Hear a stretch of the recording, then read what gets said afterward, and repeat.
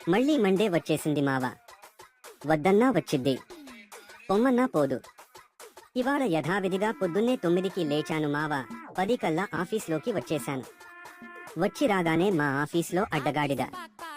Sorry, అదే మా manager గాడు దర్శనమిచ్చాడు మావా. వాడు ఇంగ్లీష్లో హౌ ఇస్ యువర్ వీకెండ్ అన్నాడు మావా. నాకు అర్థం కాక అడుగుతా మావా, మన వీకెండ్ ఎలా అయితే వాడికి ఎందుకు మావా?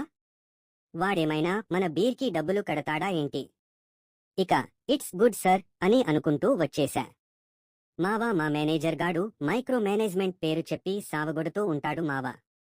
ఏం చేస్తాం, నెలకి వచ్చే కూలీ కోసం తప్పదుగా.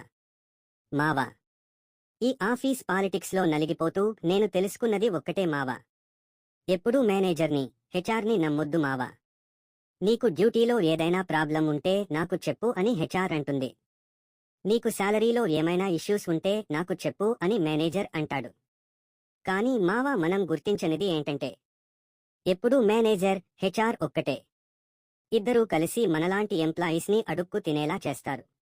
మావా, మీలో ఎంతమందికి నాలాగే మండే అంటే చిరాకో కామెంట్స్లో పెట్టండి.